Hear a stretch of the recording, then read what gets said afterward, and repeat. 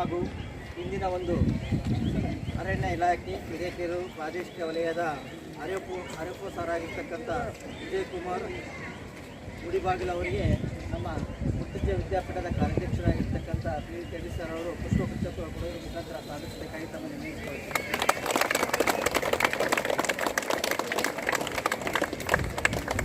ಅದೇ ರೀತಿಯಾಗಿ ಉಪಯ ವಲಯ ಅರಣ್ಯ ಅಧಿಕಾರಿಗಳಾಗಿರ್ತಕ್ಕಂಥ ಸುರೇಶ್ ಭಟ್ಟು ಇವರಿಗೂ ಕೂಡ ನಮ್ಮ ಆಡಳಿತ ಮಂಡಳಿಯ ಅಧಿಕಾರಿಗಳಾಗಿರ್ತಕ್ಕಂಥ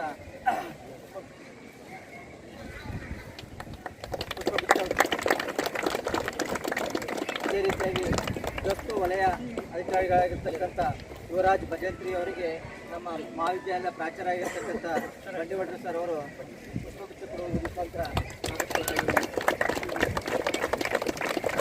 ಅದೇ ರೀತಿಯಾಗಿ ಈ ಒಂದು ಅರಣ್ಯ ವಲಯದ ಸಿಬ್ಬಂದಿ ವರ್ಗದವರಿಗೂ ಕೂಡ ನಮ್ಮ ಮಹಾವಿದ್ಯಾಲಯದ ಪಕ್ಷಪ್ ಸರ್ ಅವರು ಪುಷ್ಪಗುಚ್ಛ ಕೊಡುವ ಮುಖಾಂತರ ಸ್ಥಾಪಿಸಬೇಕಾಗಿ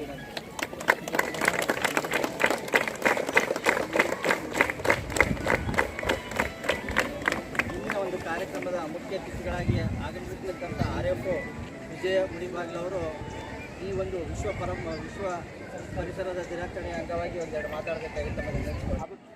ಸ್ವಂತವಾಗಿ ನಿಲ್ಲಕ್ಕೆ ಶಕ್ತಿ ಬಂದ್ಬಿಡುತ್ತೆ.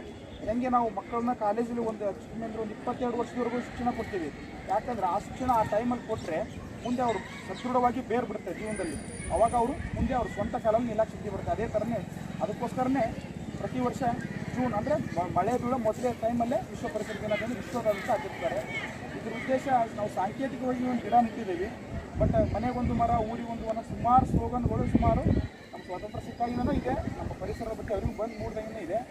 ಬಟ್ ಅದನ್ನು ನಾವು ಪರಿಸರ ದಿನಾಚರಣೆ ಒಂದೇ ದಿನ ಮಾಡೋದಕ್ಕಿಂತನೂ ಒಬ್ಬರು ಒಂದು ದಿನ ಒಂದು ಗಿಡ ಬೆಳೆಸಿದ್ರೆ ನಮ್ಮದು 140 ಕೋಟಿ ಜನ ಅದರಲ್ಲಿ ವರ್ಷ ಒಂದೊಂದೇ ಬೆಳೆಸಿಬಿಟ್ರೆ ಎಷ್ಟು ಕೋಟಿ ಜನ ಎಷ್ಟು ಕೋಟಿ ಅದು ಒಂದು ವರ್ಷಕ್ಕೆ 150 ಕೋಟಿ 150 ಕೋಟಿ ಅಂದರೆ ಎಷ್ಟು ಮರ ಅದು.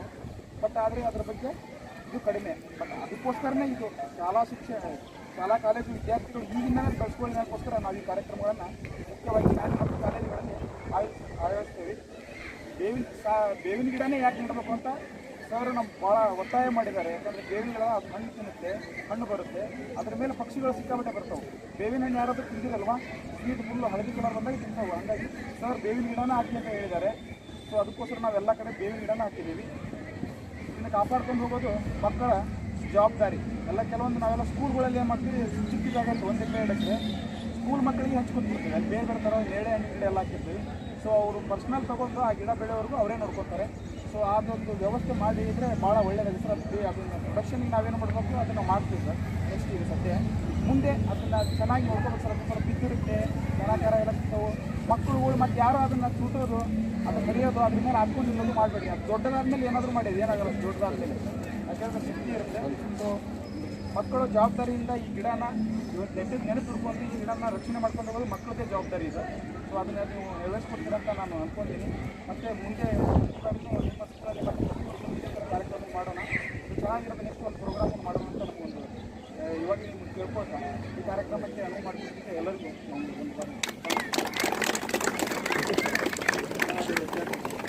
ಮನುಷ್ಯನು ಯಾವ ರೀತಿಯಾಗಿ ಜೀವಿಸ್ತಾನೋ ಅದೇ ರೀತಿಯಾಗಿ ಪ್ರತಿಯೊಂದು ಸಸಿನೂ ಕೂಡ ಅದೇ ರೀತಿಯಾಗಿ ಜೀವಿಸಬೇಕಂತಕ್ಕಂಥ ಒಂದು ಮಾತನ್ನು ಹೇಳಿರ್ತಕ್ಕಂಥ ಆರ್ಎಫ್ಒ ಸಾರಿಗೆ ಏನಾಗಿದೆ. ಅದೇ ರೀತಿಯಾಗಿ ಇಂದಿನ ಒಂದು ಕಾರ್ಯಕ್ರಮಕ್ಕೆ ನಮ್ಮ ಮುತ್ತುಂಜ ವಿದ್ಯಾಪೀಠದ ಆಡಳಿತ ಮಂಡಳಿ ಸದಸ್ಯರಾಗಿರ್ತಕ್ಕಂಥ ಪ್ರಬಣ್ಣ ಬೆಳಗನೂರು ಸರ್ ಅವರು ಆಗಮಿಸಿದರೆ ಅವರಿಗೂ ಕೂಡ ಪುಷ್ಪಗುಚ್ಛ ಕೊಡುವುದರ ಮುಖಾಂತರ ಸ್ವಾಗತಿಸಬೇಕಾಗಿದೆ. ಪುಷ್ಪಗುಚ್ಛವನ್ನು ರೂರಲ್ ಪಾಲಿಟೆಕ್ನಿಕ್ ಕಾಲೇಜಿನ ಪ್ರಾಚಾರ್ಯರು ನೀಡಬೇಕಾಗಿ ತಮ್ಮನ್ನು ವಿನಂತಿಸಿಕೊಳ್ತಾರೆ.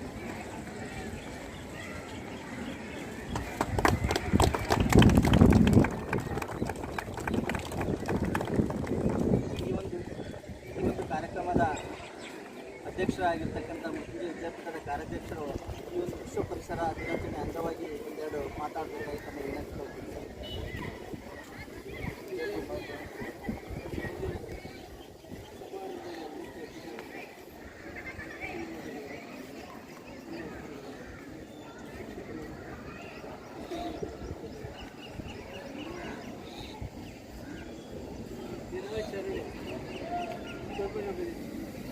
ದಿನಾಚರಣೆ ಅಂದರೆ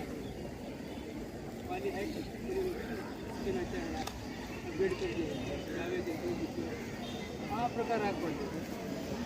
ವಿಶ್ವ ದಿನಾಚರಣೆ ಅಂದರೆ ಪರಿಸರ ದಿನಾಚರಣೆ ಅಂದರೆ ಅನೇಕ ಕಾರಣದಿಂದ ಆಚೆಂತ ಬಂದಿತ್ತು. ಈಗ ಅದನ್ನು ಪುನಃ ನಾವು ಬೆಳೆಸೋ ಒಂದು ಕಾರ್ಯಕ್ರಮ ಹಾಕಿಕೊಂಡು ಆ ದೃಷ್ಟಿಯಿಂದ ಪರಿಸರದ ಬಗ್ಗೆ ಜಾಗೃತಿ ಆದ್ದರಿಂದ ನಮ್ಗೆ ಒಳ್ಳೆಯದಾಗ್ತದೆ. ಏನು ಯಾಕೆ ಒಳ್ಳೆಯದಾಗ್ತದೆ ಅಂತಲ್ಲ, ನಮಗೆ ಅದರಿಂದ ಅನೇಕ ಅನುಕೂಲ ಮತ್ತು ಪರಿಸರ ಚೆನ್ನಾಗಿರ್ತದೆ, ನೋಡಲಿಕ್ಕೆ ಚೆನ್ನಾಗಿರ್ತದೆ, ಸಮಾಜಕ್ಕೂ ಒಳ್ಳೆಯದಾಗ್ತದೆ. ದೃಷ್ಟಿಯಿಂದ ನಾವು ಹೋಗ್ತೇವೆ, ನಾವು ಆಗಬಾರ್ದು.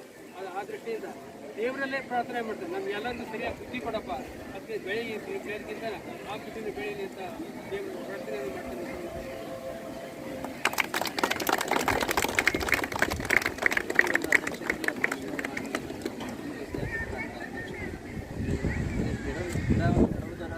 ನೆಡೋದು ಅಷ್ಟೇ ಅಲ್ಲ, ಅದನ್ನು ಬೆಳೆಸಬೇಕಂತಕ್ಕಂಥದ್ದು ಪ್ರತಿಯೊಬ್ಬ ಶಿಕ್ಷಕರಾಗಲಿ ಪ್ರತಿಯೊಬ್ಬ ಮಕ್ಕಳಾಗಲಿ ಆ ಗಿಡವನ್ನು ಬೆಳೆಸಬೇಕಂತಕ್ಕಂಥ ಒಂದು ಮಾತನ್ನು ನಮಗೆ ಹೇಳಿದ್ರೆ ಸರ್ ನಿಮ್ಮ ಮಾತಿನಂತೆ ನಾವೆಲ್ಲ ಶಿಕ್ಷಕರು ಮತ್ತು ನಮ್ಮ ವಿದ್ಯಾರ್ಥಿಗಳು ಕೂಡ ಆ ಗಿಡಗಳನ್ನು ನಾವು ಬೆಳೆಸಿ ತೋರಿಸ್ತೀವಿ ಅಂತಕ್ಕಂಥ ಒಂದು ಮಾತನ್ನು ಭರವಸೆಯನ್ನು ಕೊಡುತ್ತಾ ಕೊನೆಯದಾಗಿ ವಂದನಾರ್ಪಣೆಯನ್ನು ನಮ್ಮ ಕಾಲೇಜಿನ ಡಾಕ್ಟರ್ ವಿಪಕ್ಷಪ್ಪ ಅವರು ನೆರವೇರಿಸಿಕೊಡ್ಬೇಕು.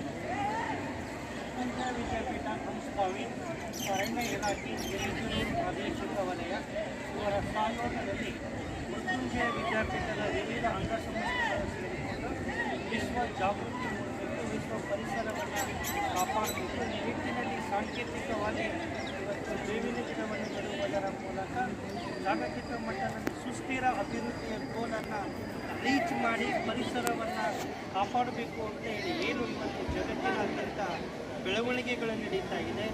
ಆ ನಿಟ್ಟಿನಲ್ಲಿ ನಮ್ಮ ವಿದ್ಯಾಸಂಸ್ಥೆಯು ಕೂಡ ಕೈ ಜೋಡಿಸಿ ಅದಕ್ಕೆ ಚಾಲನೆಯನ್ನು ನೀಡಿದೆ.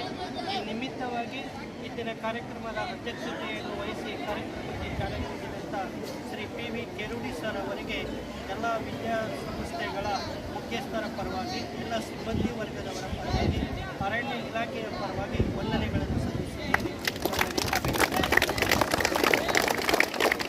ಕಾರ್ಯಕ್ರಮದಲ್ಲಿ ಮುಖ್ಯ ಅತಿಥಿಗಳಾಗಿ ಪಾಲ್ಗೊಂಡಿರುವಂಥ ವಿಜಯ ಮೂಡಬಾಗಿಲು ವಲಯ ಅರಣ್ಯ ಅಧಿಕಾರಿಗಳು ಹಿರೇಕೆರೂರು ಇವತ್ತು ಅರಣ್ಯದ ಮಹತ್ವ ಏನಿದೆ, ಪರಿಸರದ ಮಹತ್ವ ಏನಿದೆ ಎಂದು ನಮಗೆ ತಿಳಿಸಿಕೊಡುವಂಥ ಕಾರ್ಯವನ್ನು ನಿರ್ವಹಿಸಿದ್ದಾರೆ. ಮತ್ತು ಮೃತ್ಯುಂಜಯ ವಿದ್ಯಾಪೀಠಕ್ಕೆ ಬಂದು ಈ ಪರಿಸರ ಜಾಗೃತಿ ಆಂದೋಲನವನ್ನು ಕೂಡ ಅವರು ಕೈಗೊಂಡಿದ್ದಾರೆ. ಹಾಗಾಗಿ ಮೃತ್ಯುಂಜಯ ವಿದ್ಯಾಪೀಠದ ಪರವಾಗಿ, ಎಲ್ಲ ಅಂಗಸಂಸ್ಥೆಗಳ ಪರವಾಗಿ, ಎಲ್ಲ ಸಿಬ್ಬಂದಿ ವರ್ಗದವರ ಪರವಾಗಿ, ಎಲ್ಲ ವಿದ್ಯಾರ್ಥಿಗಳ ಪರವಾಗಿ ಅವರಿಗೆ ವಂದನೆಗಳನ್ನು ಸಲ್ಲಿಸುತ್ತೇನೆ. ವಂದನೆ, ಅಭಿನಂದನೆ.